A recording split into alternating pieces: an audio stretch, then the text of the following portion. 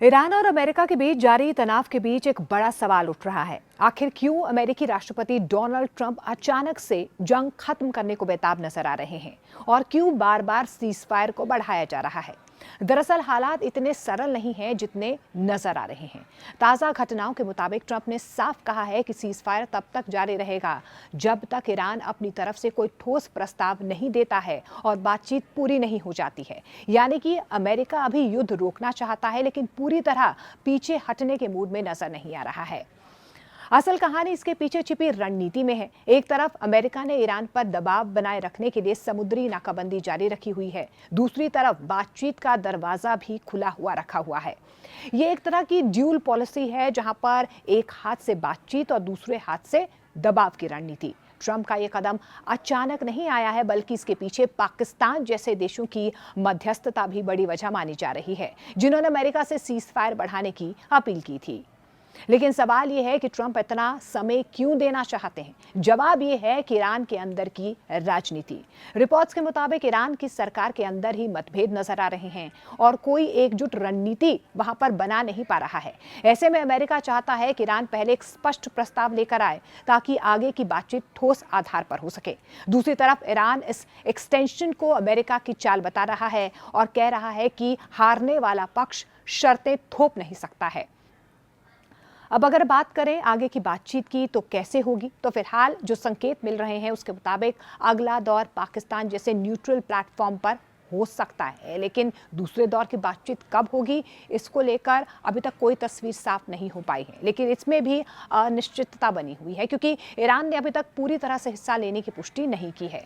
America चाहता है कि ईरान अपने परमाणु कार्यक्रम पर साफ रुख दे, जबकि ईरान पहले अमेरिका से सैन्य दबाव खत्म करने की मांग कर रहा है।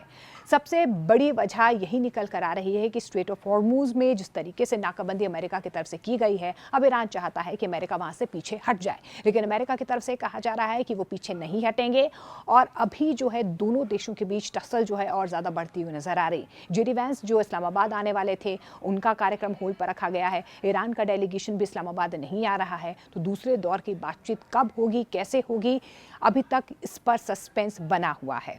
यहाँ पर सबसे बड़ा टकराव यही है और यही बातचीत को मुश्किल और ज्यादा बना रहा है।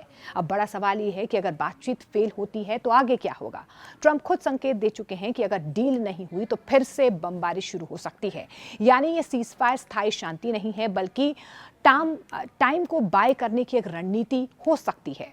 कुछ एक्सपर्ट्स ये भी मानते हैं कि असली जंग से पहले का एक ब्रेक कहीं ना कहीं अमेरिका की तरफ से लिया गया है।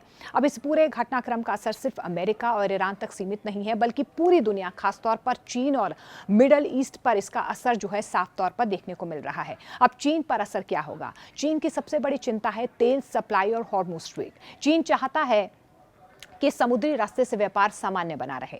अगर जंग बढ़ती है तो तेल की कीमतें बढ़ेंगी जिससे चीन की अर्थव्यवस्था पर सीधा असर होगा। इसलिए चीन शांति चाहता है और बैकडोर डिप्लोमेसी में भी एक्टिव हो सकता है और हम देख भी रहे हैं कि चीन कहीं ना कहीं एक्टिव नजर भी आ रहा है। अब मिडल ईस्ट पर इसका तनाव और ज्यादा बढ़ सकता है। देखिए, मिडल ईस्ट पहले से ही संवेदनशील क्षेत्र है। इस जंग ने लेबनान, इजरायल और खाड़ी देशों को भी प्रभावित किया है। वहां पर भी लगातार नुकसान की खबरें और तनाव की खबरें आ रही हैं। अगर सीज फायर टूटता है, हालांकि अभी सीज फायर को बढ़ा दिया गया, उसकी मियाद बढ़ा दी गई है ट्रंप की तरफ से, अगर ये सीज फायर टूटता है तो ये एक बड़े रीजनल वॉर में तब्दील हो सकता है। और अगर बातचीत सफल नहीं होती है तो पूरे इलाके में स्थिरता नहीं आएगी। लेकिन अगर दूसरे दौर की बातचीत होती है, दोनों के बीच कोई सहमति बनती है और जो ये मियाद बढ़ाई गई है सीज फायर की, इसे और आगे बढ़ाया जा सकता है फॉर इंडेफिनिट टाइम, तो कहीं ना कहीं मिडल ईस्ट में भी स्थिरता आ सकती है। तेल बाजार भी सामान्य हो सकता है। अब आर्थिक असर क्या होगा। तेल की कीमतें पहले ही बढ़ चुकी हैं और इसका असर भारत जैसे देशों की मुद्रा और अर्थव्यवस्था पर देखने को मिल रहा है। यानी कि ये सिर्फ एक जंग नहीं बल्कि ग्लोबल इकोनॉमी गेम भी बन चुका है। अब सीधे तौर पर हम आपको कहें तो कुल मिलाकर ट्रंप का सीजफायर बढ़ाना शांति की पहल कम और रणनीतिक चाल ज्यादा नजर आ रही है। अमेरिका समय खरीद रहा है, टाइम बाय कर रहा है। ईरान अब स्थिति मजबूत करने की कोशिश कर रहा है और दुनिया इस इंतजार में है कि अगला कदम क्या होगा, डील होगा या फिर बहुत बड़ा धमाका।